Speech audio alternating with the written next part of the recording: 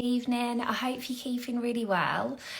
This evening, I wanted to have a big chat with you about all things rosacea. And one of the things I love about Instagram is, like, I love talking about rosacea from my perspective, but it's one thing hearing from me, and it's another thing hearing from a consultant dermatologist that is dealing with this day in and day out in her private practice in the NHS, and hearing from someone that can tackle it from every which angle. So I'm going to invite Dr. Emma Craythorne to join me this evening. Now, I'm sure she needs no introduction whatsoever, but Emma Craythorne is such a brilliant kind of source for me.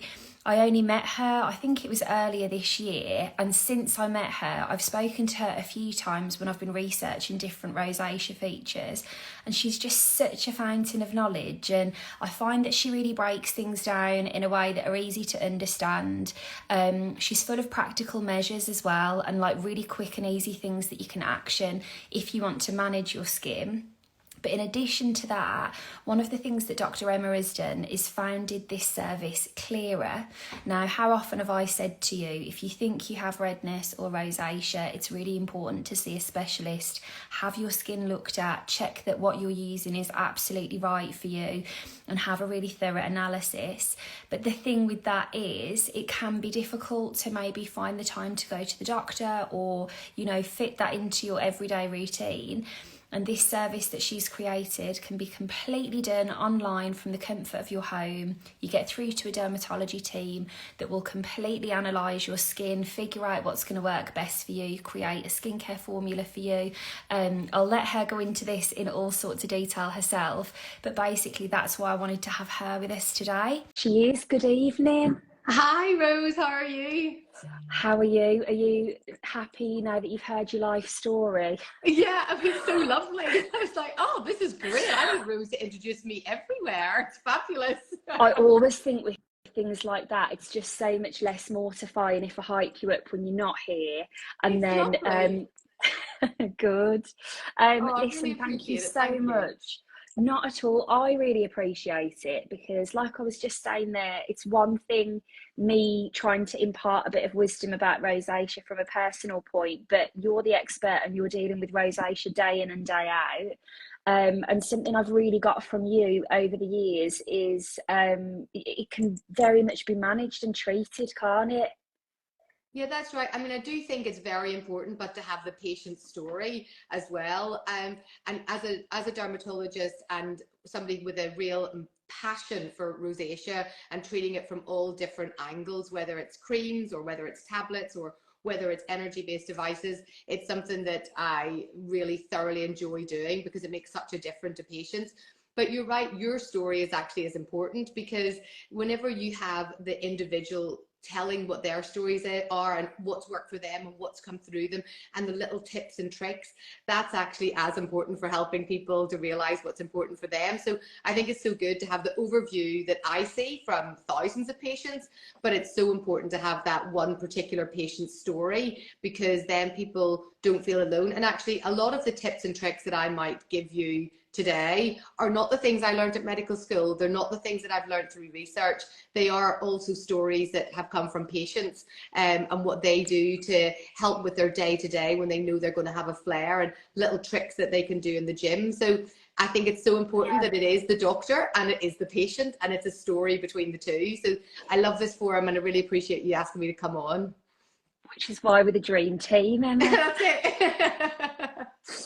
So for anyone watching, like, I know that one of the things that you were kind of driven to found Klira through was this want to give people accurate advice and accurate solutions. And I talk to a lot of people that have rosacea and kind of don't know where to begin. So for argument's sake, in your words, what is rosacea? Yeah, that's exactly right. So the point of setting up Klira in the first place is that when I see my patients, either through the television series where you will see some with really, really devastatingly severe rosacea, through to the patient that I see in my day-to-day that, you know, outwardly it might not look as if the rosacea is that much of a bother, but for that particular person, they feel, oh, I can't, you know, stand up in class and teach the class because I know that I'm going to flush or flare and the teenagers make fun of me. So even though outwardly it might seem quite mild to the very severe ones, you know, being able to, there's only so many patients that I could treat. And because of the TV show, I think as well, then so many people could see these dramatic befores and afters and think, well, how can I get that for me? And that's actually part of the reason then why I set up Klira in the first place, because I developed this technique of asking somebody lots and lots of questions. You've done the Klira consultation actually yourself, and you then come up with a skin size. And actually the skin size then means that I will know whether you have a tendency to rosacea or not, and the right kind of treatment to put in place for that. So so I've gone from being able to just to treat people in the office to being able to treat lots and lots and thousands of people, just because we now have this concept of skin sizes, so that we know which patients based on their epigenetics are going to be susceptible to rosacea, and then get the right treatment plan in place. Because rosacea, and a bit like what you said, it's very difficult to say the same thing for one person as for another. Like it's somebody with rosacea, it's a very multifactorial condition. I kind of divide rosacea up into those patients who have an oily type of rosacea. So these ones that have got, you know, an oily skin. I have to keep adjusting my camera because I took my really nice camera to the office today, and now I'm on this like wonky thing. Anyway, here we go. We can hear and see it loud and clear, so don't worry. I'll give you the heads up if you start sliding away. If you start just chatting to my chest, I'll know to push it back up. So if, for example, you do our Klira skin quiz and consultation and it comes up with you are a skin size 1 or 3, I know that you're going to have this oily type of rosacea, and that is the type where you make a lot of oil. You're more likely to get these papules and pustules. You might be squeezing your nose and getting, you know, the white bits out of the nose, and your skin can flare very easily. But if you complete the consultation and you come up with a skin size 9, 10, 5 or 6, I know you're going to be a drier type of rosacea. And those are the people who typically have a skin barrier that's problematic because there's not enough oil. And they're so sensitive to things, they flush super easily. So, you know, these are immediately 2 different types of rosacea that need to be treated in 2 different ways.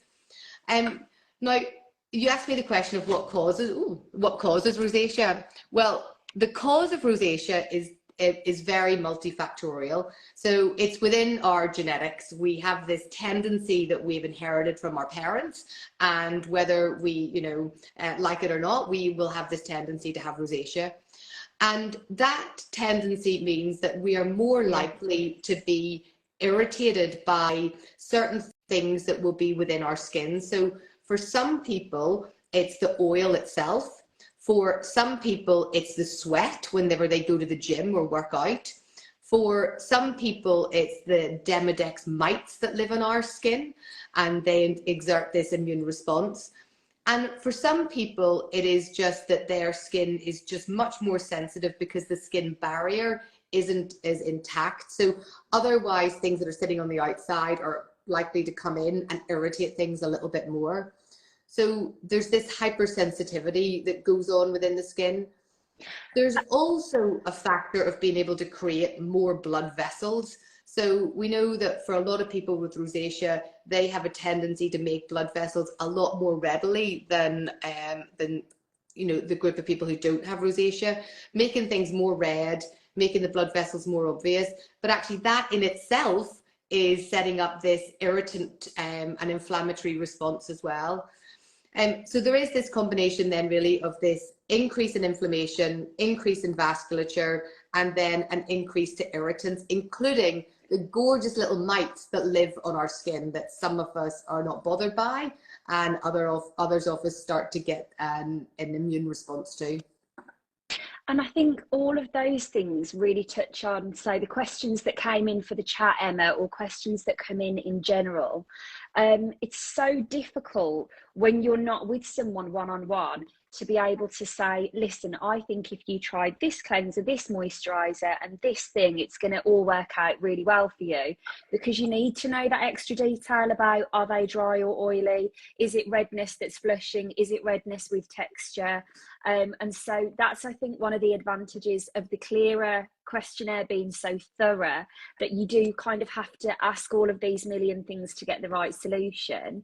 And I mean, when I will kind of go through them all together at one point, but while we're on about it now, one of the questions that came through was from a lady that wanted to ask you, like, I don't have time, I don't have the budget to see a dermatologist, what are my other solutions? And I think I always find when I'm talking to people, I always try and say, well, I'm not a doctor, so take what I say with a pinch of salt, but make sure you see a doctor.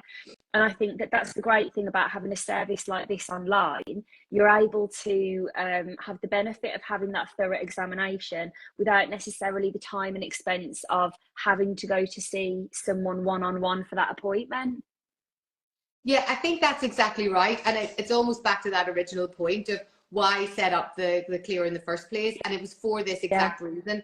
If you spend the 25 minutes time that it takes to do the consultation, you know, it's not just a quick 3 questions, tick, oh, this is what I've got. This is an in-depth consultation. And if you do all of that, then that consultation gives you the skin size, gives you the type of rosacea. It's not just oh, this is rosacea. It goes right through to what type it is, meaning that whenever targeted treatment for you, so it comes direct from the pharmacy to the lab. That's my dog snorting, not me. Everyone's welcome to the live. It comes direct from the pharmacy then to your face. We like to use that term.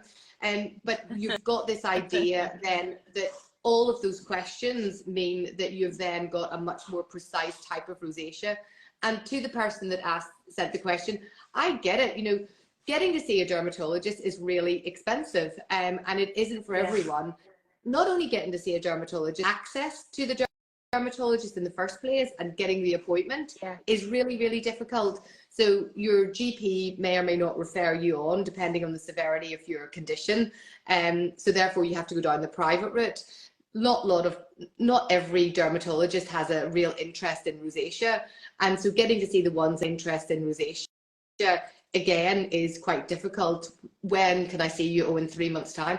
So the idea really was that this will give you that diagnosis by, you know, the consultation gives you the diagnosis, and it's, you know, it's a free thing to do.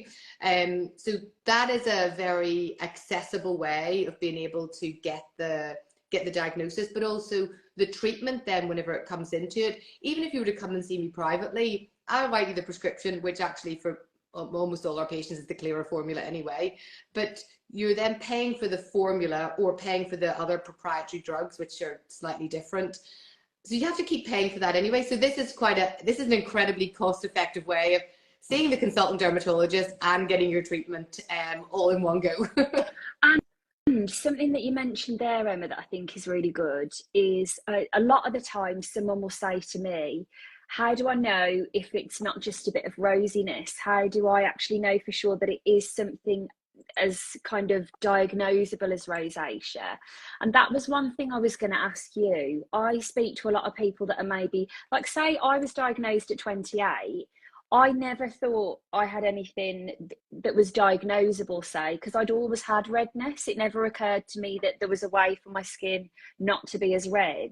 So what are the kind of things that you look for if someone comes to see you or fills out the questionnaire, say, that makes you think, right, it's not just a bit of normal rosiness that other people have, it's actually rosacea, and if we find out that it's that, we know what steps to take to make it better? What are your kind of red flags for that? Yeah, so having blush or redness on the face is a perfectly normal and very beautiful attribute.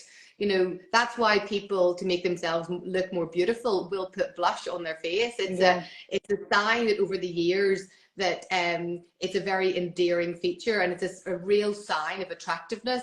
So having a bit of blush or a bit of red on the face is a very attractive feature. And we know actually from sociological studies that people who blush a little bit more easily are naturally to other people more attractive.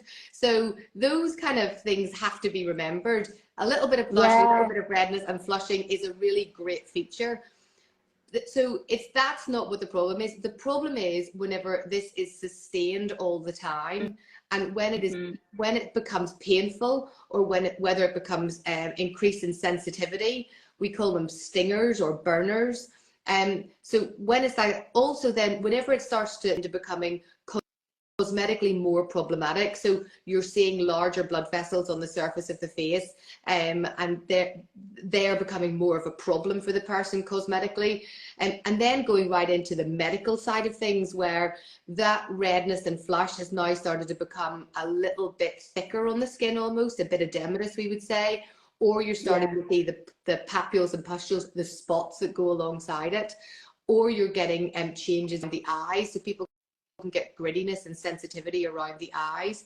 So really it's where there is a problem with sensitivity and stinging and burning and sensation, also a slight cosmetic element to it, but then also the real medical problem where you've got a change in the structure of the skin, where you've got these inflammatory spots appearing and changes perhaps around the eyes with grittiness. So if someone is presenting with those kind of symptoms, in terms of their everyday routine, what are the first things that you advise them to tweak, or the first steps that you always say, right, start with this and we'll kind of take it from there? Because I know lots of people will say to me, for whatever reason, if they can't stretch to a derm or anything at the moment, they want those real beginner actions. Yeah, so I think that first of all, you definitely can stretch to a derm is the first thing, because this is a free way of stretching to a derm. So you definitely you can, because, and the reason why that's important is I need to work out, are you a type of rosacea or are you a dry type of rosacea? Because that means that the information I would give here on in is different for these groups of people. So really, first and foremost, we want to ensure that the skin barrier is intact. So a really good skin barrier, even in itself, has been shown for somebody who just has a mild rosacea. If you've got a good skin barrier routine starting, your rosacea can probably just fade into insignificance with very small tweaks like that. So in order to get that skin barrier without it becoming irritated, the cleanser is the first thing to look at. You really don't want to have a very foaming, stripping cleanser. You don't want to have a cleanser that's loaded with oxalic acids or lots of salicylic acids or any of these kind of quite harsher molecules that often you will find in products where people are trying to rejuvenate their skin or make their skin look more glowy or all of this kind of stuff. So you really want to try and make sure that it's a very simple, bland cleanser. For those people who have an oily type, I was just going to ask you, Emma, while we're on the cleanser step, where do you stand on double cleansing, especially with rosacea skin? Because like personally, double cleansing drives my skin mad. I will do one cleanse and leave well enough alone, but that is something that I always get a lot of like controversial feedback about, or people are amazed that I'm not in the double cleansing camp, but I'm just personally really not. Yeah, I mean, that illustrates the point so well of, for some people with rosacea, double cleansing is going to be great. And so you'd know that from your skin size. If you're in the other group where double cleansing is going to be again, you'd know that from your skin size. So just because the diagnosis is rosacea doesn't mean that you would then need to double cleanse. For the people who have a super oily type of rosacea, actually double cleansing can be really quite effective for them. Yes, exactly. So that perfectly, as you've illustrated there, divides that up. And you would fall into the group that's going to be just the nice, simple, gentle cleanse rather than going for the full-on double cleanse. I try and tell people really to stay away mostly from the micellar waters. And sometimes that can be a little bit irritating for some people's skin with rosacea as well. And I ask them to use a proper cleanser or the proper oil cleanser thereafter. So I try and stay away from those. I always say not to use any of the kind of makeup wipes or baby wipes or any of these kind of things. That's a real no-no as well. And when you're washing the skin, it's about making sure that you're not really using water that's too hot or water that's too cold. It's on the colder side of warm, and you want to be using water like that. And I recommend people do use their fingertips rather than using any fancy cloths or instruments like that. But if you were to use a cloth, a nice, it has to be a full-on, completely cotton cloth with the loops that come up and roll down, rather than a loop that comes up and is a hard, a hard end. Hard edge, right. Yes. So that's what I would say for the cleansers. When it comes to the moisturizers, again, you're being divided into those that are the oily ones or the dry ones, and I would advise slightly different for each group of those. But again, this is all about being as gentle as possible. I'll often try and stay away from things like phenoxyethanol in some of these products, because they can be a bit irritating as well for people with rosacea, causing a flare. Not in everyone, but about 10% of them.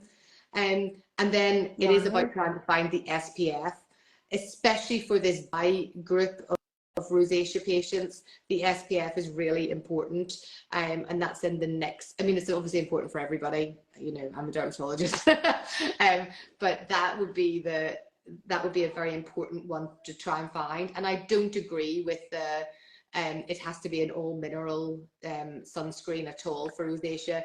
I think a mixture of the two is more reliable. You get better UVA coverage, and it is just hit and miss until you find the one that's the right one for you. Again, by your skin size, we'll tell you, okay, you're a skin size 1, go for these SPFs. You're a skin size 5, go for these. So it helps you to work out which one to get. That is one of the most asked questions as well. And again, really interesting you should say that, Rita. Should we just be using a mineral SPF? And it's one of the questions that came through a lot when I put the sticker up, because I think for a lot of people, either they worry about finding the right SPF that isn't going to feel too full, or I had quite a bit of feedback that it was a struggle to find the right SPF that didn't sting. But it's so true. Like, it's one of those things. Say, for example, for me, the sun and hot weather and sunny temperatures and all of that would be one of my main triggers that would cause a flare up. But rather than using an SPF and a face cream, I just tend to use like a richer SPF so that I'm not doing 2 steps, and I never really have any problems under my makeup. But you're right, it takes a bit of trial and error. Yeah, I mean, I think that's exactly right. It is the trial and error. And the idea really is, at least if you know your skin size, we can reduce down the trial and error. So you might just have to buy 1 or 2 products until you get the right SPF, as opposed to the 30 products you might have gone through to find the SPF. And then you will never leave that SPF. It's your best friend for forever. It's so true, because I think as well, it's one of those things that you know you should be doing, but you don't want it to be this kind of disrupting part, in particular for someone like me that loves wearing a bit of makeup, and like lots of people that would say have redness or something that they wish to cover. Not that you should, but like, I always struggle with this conversation, Emma, because I never want to make out like I'm telling people they should put makeup on. But the reality is that's what I get so many questions about. So I always steer the convo that way, and then I'll think, oh gosh, like I don't mean it to sound in any way like I'm suggesting that you need to. But the reality is with the SPFs, I do think that there are loads of great options that won't disrupt your makeup and that they will comfortably. It's just finding those ones. Yeah, I think that's exactly right. And newer filters come out all of the time. But for some people who will have been advised in the past, oh, to just use a mineral sunblock, you know, part of the problem with that is that they're pretty occlusive. So if you're somebody who has a very oily type of rosacea, and then you're putting on an occlusive type of an SPF, it can be so irritating, especially then when you're in the sun and your sweat got an occlusive SPF on. I mean, that's the worst. It really is. So the newer filters that don't tend to sting so much tend to be, I think, much better. Plus you get much better UVA protection, and it's really that lasts for a long part of the day. And it's the UVA that I want to try and help control for people with rosacea, because part of the problem as well is really, for a lot of people with rosacea, it is essentially what we would call a chronic form of photo damage. So UV over the long term really increases your risk, if you're prone to it, of developing rosacea. So we want to try and reduce that down further, particularly in some of the subtypes of rosacea. You'll all of this the redness and the blood vessels and all of this kind of very angry part of the mid cheek, and that type is a lot to do with UV. So it is trying to make sure that the UVA protection is right in place. Well, I know this might be going a bit off piste, but while I think of it and while we're on it, I always think of like UVA aging, UVB burning. And one of the things I thought was really interesting about my skin size, like I don't use any retinol necessarily within my routine because I would have thought it is irritating. But the skin size that you gave for me has a little bit of tretinoin in it. And something that came up in the questions as well. So I know I asked you what would kind of be the skincare steps that you would give someone with rosacea, but this kind of feeds into that question in that could you or couldn't you add the retinol in? People get confused with this and think that it's a very irritating product that you cannot use in rosacea. Well, actually, it's not. And for many parts of people who have rosacea, it is one of the treatments that's going to end up being the most effective for them. So the mainstay of our formula, preparations that we have are typically number one, ivermectin. Ivermectin it's gone into head-to-head studies. We understand that is the leader in terms of what we would want to treat topically. And then there are other treatments such as azelaic acid or metronidazole, and then you've got your tretinoin as well. So depending on what type of rosacea it is, you tend to be a mixture of these. I tried to stay away a bit from the metronidazole just to try and reduce the antibiotic burden overuse. So microbiome changes. So I tend to stay away from those in the topical treatments that we prepare. We try and keep everybody antibiotic free if possible. Well, that was actually another thing that came up with the questions was your steer on antibiotics. So that kind of touches on that. But another thing that I thought that kind of reminded me there, I find that we all do this Googling, we figure out which ingredients we're meant to be using, we read, okay, this ingredient is great and I'm going to introduce it. But it's one thing introducing an ingredient and it's another thing introducing the right dose of it. Now, I was amazed with the tretinoin that I didn't have any negative side effect whatsoever, quite the opposite. I was really happy with the results. But I think that one of the nice things about Klira is you're taking the guesswork out of how much of each thing you're meant to have, and you're not kind of having the person at home be the cocktail maker. Would you say like in day-to-day practice, do you notice this, that people are kind of making their own cocktails and the impact that can have on whether it's rosacea or any skin condition? I mean, I think that because people are getting armed with so much information from so many various sources, anyway, that a lot of people will come to the clinic with their own idea of what they regard as going to be the best thing for their skin themselves. And lots of people come having done their own research about what they want to have, which is really good and to be encouraged. But there is also the caveat that, as dermatologists and studying this for, the last 20 years, we're looking at it from the top down rather than from the bottom up. So we're trying to analyze things that are going to be more effective for the type of skin that you have and understanding the kind of right doses that's going to be. And sometimes that's not quite the same as the person has perhaps come in with, And also it is confusing because somebody will say, oh, well, I thought this, and then somebody else, all of the respected sources often will conflict with each other. So it is really difficult. But there are very standard systematic reviews and randomized controls and proper scientific studies that tell us the right ingredient that we need to use and the right dose.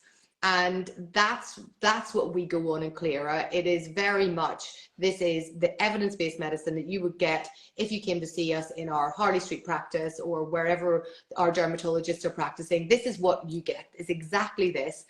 And then that's going to help most people. There are some people that dose hasn't helped, or you need to swap it or change it, but you don't want to do anything that's got less evidence behind it first time. You can then start to tweak things after it if it doesn't work. So, but in most cases, the recommended amount that we are told that goes off these randomized controlled studies, etc., is what we would be prescribing. And I think as well, the nice thing that I loved about hearing about when I first asked the questions about Klira, it's one thing knowing you've got the right dose of the things that are going to really actively target your skin. But a lovely point of difference was that also you could customize the base. Because so many people will say, which moisturizer should I use? What, you know, that would be another common question that I would have all the time about rosacea.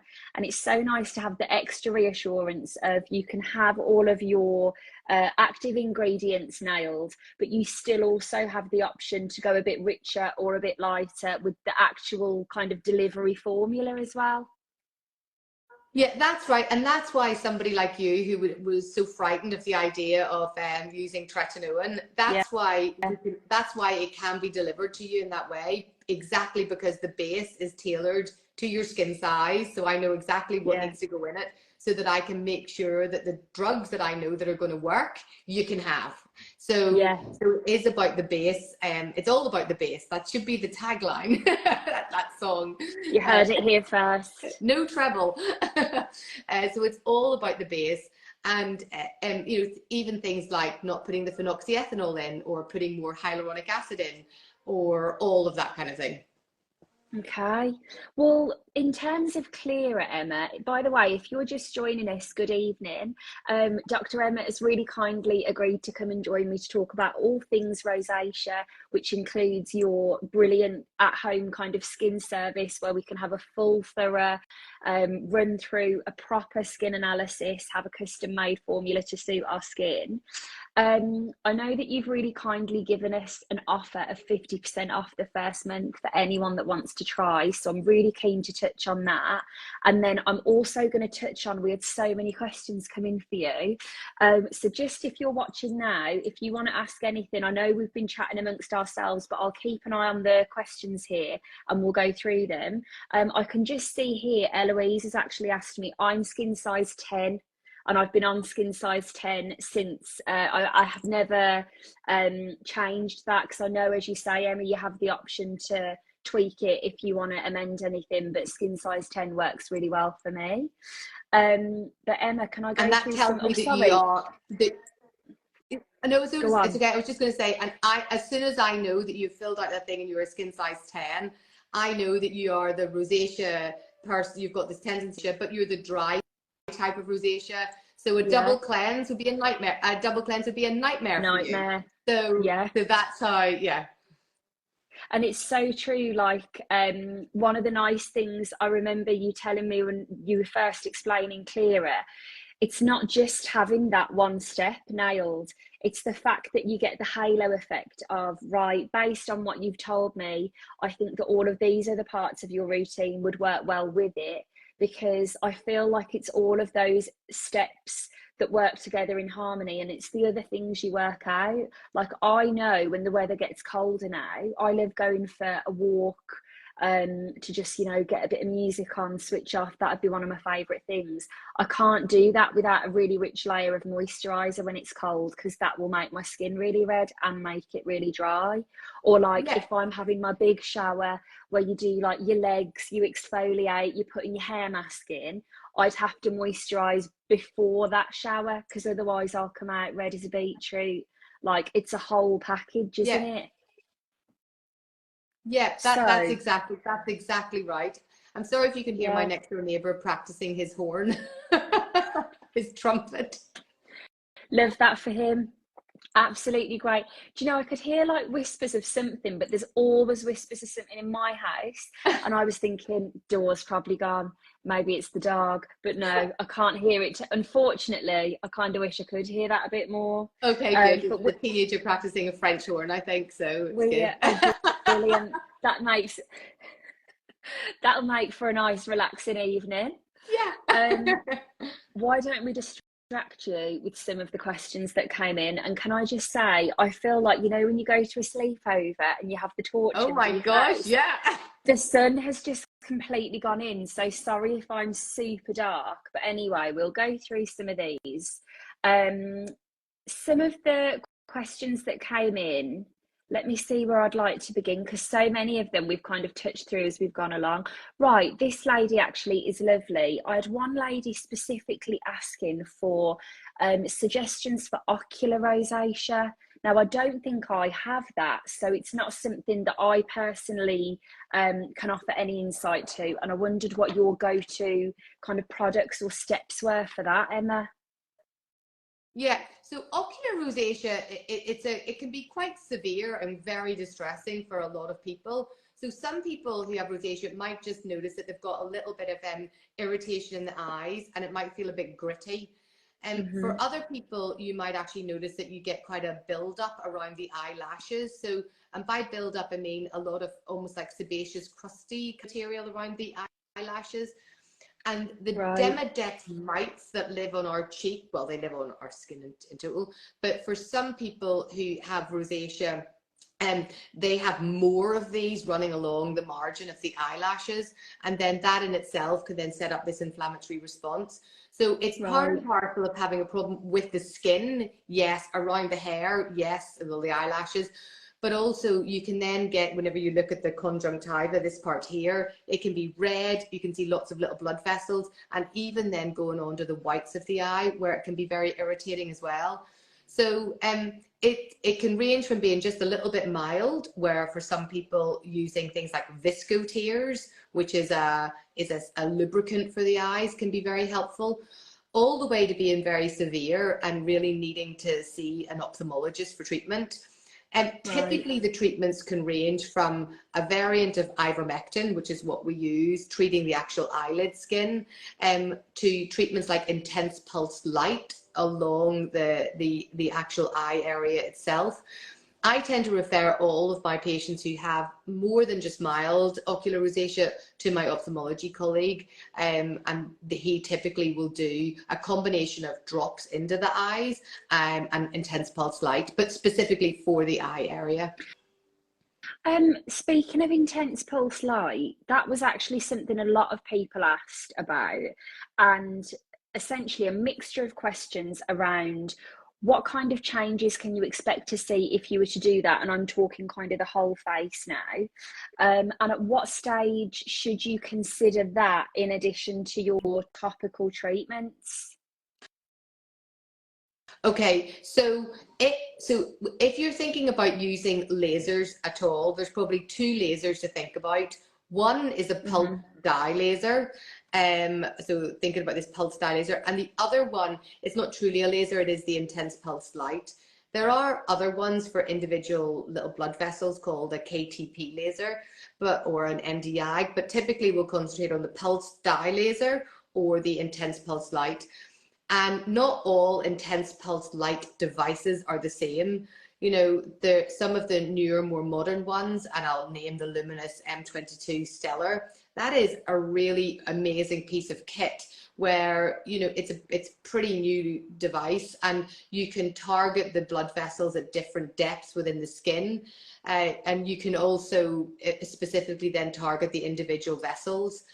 And then the pulse dye laser is a true laser in the sense of the word, and it's pretty good at either targeting individual vessels or this background, general background redness.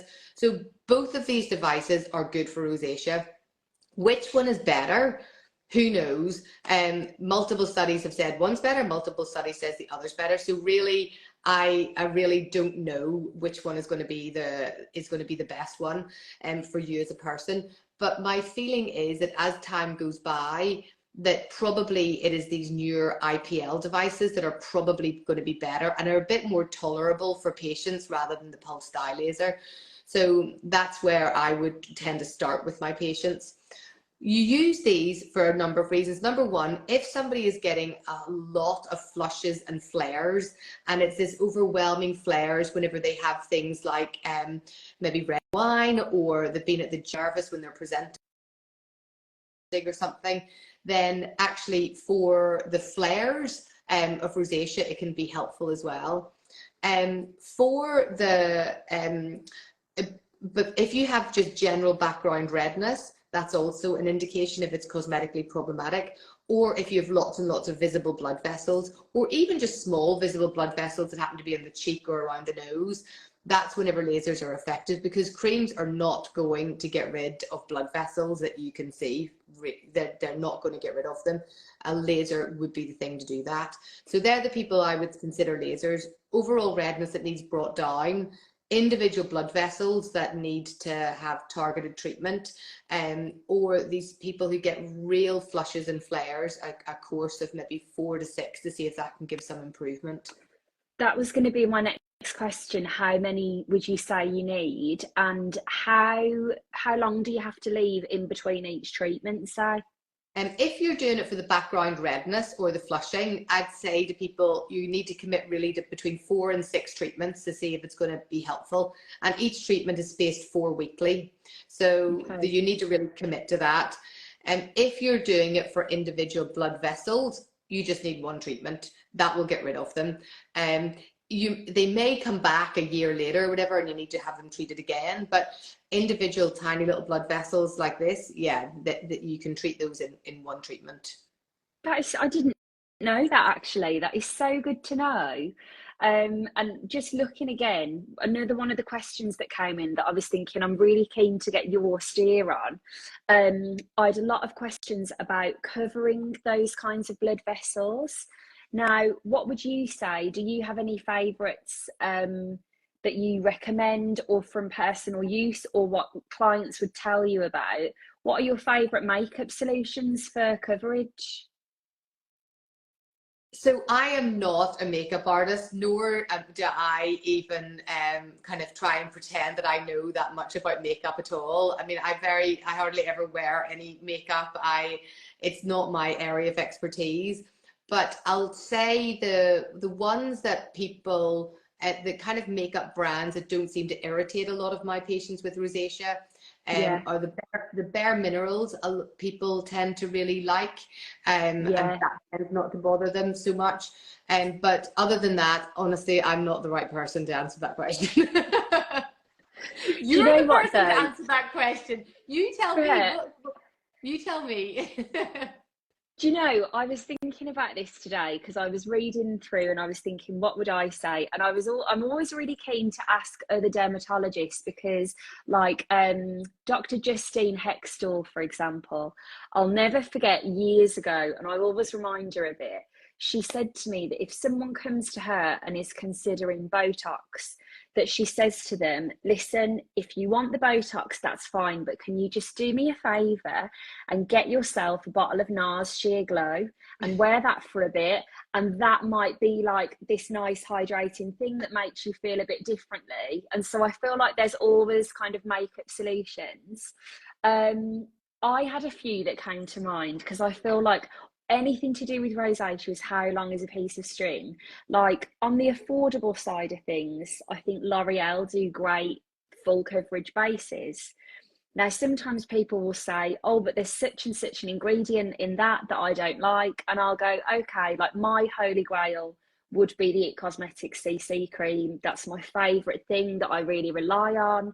But then someone will say, oh, I'm not sure about an ingredient in that. And then there's like a brand, say Oxygenetics, who it's not my favourite foundation in the world, but on paper, it's really reliable for rosacea, but it's really expensive and it's not my favourite. So I feel like with the makeup, there's always going to be maybe something, and that is another trial and error one. But my one would just I be think what we try the need to do, CC cream. Go I think what we on, need we'll to go through do them all. is actually, I could go through the skin sizes and we can go through the types of skin sizes that there are. And I'm I'll going to pick the send them to you and then you foundation. can put the foundation Yes, in. That's honestly, exactly what we need to do. I would absolutely love, because it's Let's so do that. true. And like, because say for example, thinking of like the dry skin size wouldn't like this, but the oily one would. For some Yes. people, they might want like a fresh base, but if you had a powder with a little bit of coverage in it and top up as you go along, you're not having to reapply loads of foundation everywhere, but you can just put a tiny bit of something. I feel like this is going to be an absolute like Christmas day for me, actually. Yeah, that's what we do, because then I can go through the skin sizes. So some of them are about, whether you've got high collagen, low collagen, whether you've got increase in pigmentation, decrease in pigmentation, then what your skin barrier is. You've seen it. So those broken down will have some makeups that are the key thing for those skin sizes as well. So we definitely need to do that. That'll be part two. That'll be part two. And Part actually, two. that would genuinely be nice, because like I love talking about rosacea and could talk about it all day, but I'm very aware that I chat to lots of people that probably don't have rosacea and are just here for the skincare and chats. So don't you worry, I'm going to hold you to that. We can do skincare and chats all day long. Absolutely. Absolutely. Another one, Emma, that came up a lot is because it's funny, whenever you ask for questions, you see the same themes coming through. There were a lot of people that asked me if there were any connections between menopause and rosacea. People that are saying, I've never really necessarily noticed rosacea symptoms until this point. And sometimes it was menopause this time that came up a lot, but sometimes it also comes up about pregnancy and noticing rosacea symptoms of pregnancy. What is your experience of that? Yeah, so when we think about the time around menopause, there's so many changes that happen, and it's quite individual to each woman. So the whole idea, I always think whenever they're selling menopause cream, I'm like, how can you sell a menopause cream? Like, come on. It's like, Yeah. menopause is not a skin type. Yeah. So, Yeah. Oh but gosh. Yeah. during the time of menopause, what can happen is with changes in hormones and things like hot flushes, when you've got this increase in this kind of like this autonomic response, what can happen is then somebody who perhaps was never a flusher or flare or blusher in the face can all of a sudden become so. And that in combination with a change in the skin barrier. So we know that that protective skin barrier lining on the outside starts to lose cholesterol. It starts to lose a bit of and becomes easily more irritable.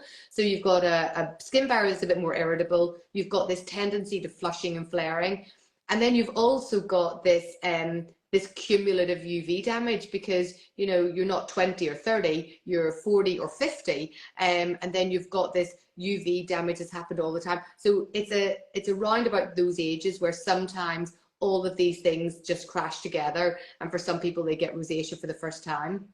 Interestingly, there are also some people whose rosacea might be fairly hormonally driven, causing Yeah. a lot of an immune response. And actually, for some people, the rosacea gets better whenever it comes to around the time of the menopause. And the same thing is true for those people in pregnancy. So in pregnancy, we're making a lot more blood. There's a lot more growth factors around. We're more likely to make new blood vessels, and the blood's pumping, and there's just more of it. So, and in addition to that, you also have more progesterone, our hormone of pregnancy, and that causes things to dilate a bit. So people, including vessels, and so some people who otherwise might not have or only had a mild form of rosacea, it can actually become worse for them during the time of pregnancy. And then there are other people who, if the rosacea is mainly driven by an inflammatory type of reason, then their rosacea can actually get a little bit better in pregnancy. So these states of pregnancy and menopause don't dictate very clearly what can happen to your skin. So some people it gets better, and some people it gets worse. And I suppose to learn from that as well is it's important to factor all of these things in. And Exactly. when you have the discussion about your skin, it's things like that you aren't going to get when you just pick something online to try, that you are going to get when you fill out the Klira questionnaire, go into all of that detail, give the full package of what's going on within your lifestyle. And even things like then knowing which things to recommend for the better, even back to say the foundation questions there. I know I would recommend something completely differently for someone experiencing menopause to factor in the likes of a hot flush, or even like the temperature of the skin being different. It all forms a better picture to help you find exactly what's right. Oh, go Yeah, on, what I were you did going to see that say? there was There was a, no, just to say, there was a doctor who was on here called the Doctor Explains, and she does a lot of women's health and particularly menopause discussions and podcasts Oh, like this. So yeah, she might have something to say on it as well. But if anybody does want to kind of have those kind of questions answered, then yeah. she's a really, really good source of information. The Oh, Doctor oh, that's Explains. I really just good to saw her know. pop up there. Yeah, right on time. Oh, brilliant. Right on time is right. Because it's true, I think that I mean, I definitely think in the last maybe year or two, I'm really glad, like I found a lot of resources, in particular about menopause, and I'm trying to learn as much as I can about it. And, you know, it impacts so many different things like your skin. And it's just nice to have those, again, trusted resources that you can be looking to for suggestions and advice, which is why, like, that's the lovely thing about this. I feel like we are having access to a dermatologist right now, from the comfort of our homes. I'm not going to lie, I'm literally in my pajama bottoms and a nice jumper. You think of having to see a derm as like making your appointment, going, spending a fortune. And luckily, the nice thing about the internet now is it doesn't have to be the case these days. Yeah, I think that's right. And obviously, for a lot of skin conditions, we do have to go in and have them looked at. But these chronic facial skin problems that we see day in and day out in clinic, we now know that we handle them just as well in a forum like this. In Yeah, fact, and it's probably better because you've got more chance to ask the long questions. The formulas are much more bespoke to you. So this kind yeah, of this kind of online forum is really good for these conditions, particularly like rosacea. And those people who are going through these stages of their lives, whether it's pregnancy or whether it's menopausal time, perimenopausal time, actually it's often a time of confusion about how to look after the skin because it does change. The yeah. interesting thing is your skin size won't have changed. It's just the factors within it will. So that's, if you're so confused, that this skin sizing will also help to streamline it and make it a bit easier if you're having those difficulties at the minute. So, Emma, if someone is watching today and they're really excited, they like the sound of, oh, sorry, I think I've got you back. I hope I wasn't talking over you there, Emma. No, no. Oh, for anyone that's thinking, right, I definitely like the sound of Klira and I want to try it. I'm still here. Are you, sorry, I think my end is frozen and I'm harping on over you. You're probably talking about what I've Oh, no, just no, no, tried to you're okay. say. Literally, It's okay. you'd think at this point of 2023, after like having gone through the pandemic, we'd all have the technical difficulties ironed out, but apparently not in my house. Never. Never. So, what say for someone that's excited now to try Clearer? And as I said earlier, you've very kindly given us an introductory offer of 50% off the first month. So, it's a lovely way to try the whole service and see how it works. What can you expect for someone that hasn't tried it from the beginning? This really is somebody taking a real interest in you and your skin. And when you come along to do the consultation, you do have to find a quiet corner because it will take you about 20 minutes to complete the consultation. It's longer than an NHS dermatology appointment, but you will get a long time to complete the consultation. And that will give you your skin size. Once you've got your skin size, you then are equipped with so much more information about yourself than that you didn't know before. But importantly, that skin size means that I can then know exactly how to treat. After that, it goes directly to our pharmacy, and we call it from pharmacy to face in 48 hours. But you get this very bespoke, beautiful formula made up with all of the ingredients that you need to treat the type of rosacea you have. And I don't pretend for a second that everybody has the same type of rosacea. So it's not a single formula. It's very different depending on, and personalized and precise for you.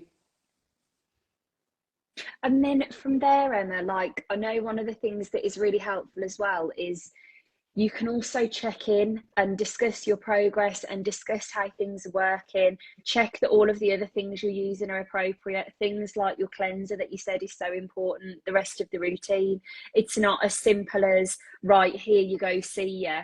It's definitely kind of, you're supported through the journey. Yeah, the whole thing is about support, because people are understandably nervous about starting some treatments that they're worried that might irritate or inflame their skin. And especially if it's treatments that they think, oh, I've used stuff like this before and it doesn't work, or I've used this and made my face go crazy.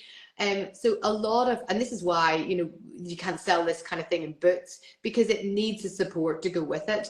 And we have our full dermatology team. So it's our dermatology nurses, it's our dermatology doctors, it's our prescribers. So the dermatology prescribers, we've all worked together for, 10 years. But that whole team is there to ensure that you feel supported and you can get on to the right treatment that's right for you, and to stay on that right treatment that's right for you. So it's the whole package. You're not just, there you go, see you later. This is, we understand you, we've got the right treatment for you, and we've got the right team to make sure that you're able to use the treatment properly. And say, like, in all your years of experience, Emma, I always like to ask this so that someone hears it from another perspective other than mine. In all the years that you've been treating rosacea, if someone is watching this and feeling, frustrated, upset, at their wits' end about their skin, I'd just love to hear your take on how manageable it can be when you find what works. Yeah, so first of all, never sit and think that this is the end of the road and you've tried everything. That's not the case at all. There is a treatment plan that will be the right treatment plan for you. That's the most important thing. And there is a team that's available to help you to make sure that you get to that right treatment. And you can see through the television series numbers of cases of incredibly severe rosacea where people were really hidden away, really reclusive, very severe, but you can see the improvement once they're on that right treatment. Number one is you have to know that it truly is rosacea. There are other conditions that look like rosacea and they rosacea. So conditions like seborrheic dermatitis can look like rosacea. Things like acne can look like rosacea. Perioral dermatitis can look like rosacea. Weird and wonderful types of skin cancers can look like rosacea. So there are lots of different reasons why someone has the changes on their face that might look like rosacea. You need to know, is it definitely rosacea? So the diagnosis is the most important thing. And then having a team that's going to make sure that you've got the right treatment in place. But having rosacea is something that you have the tendency to, and you're never going to get rid of it because that's in your genetics. However, you can get rid of the symptoms of it and you can keep it controlled if you're on the right treatment. And it doesn't need to be something that is in your thoughts every day, or thinking every time you go out the door, or waking up and having to put makeup on to answer the door, or feeling nervous about speaking to people. That you do not have to live like that. This is a manageable condition that even though you have the tendency to it, outwardly it can appear that you don't have rosacea.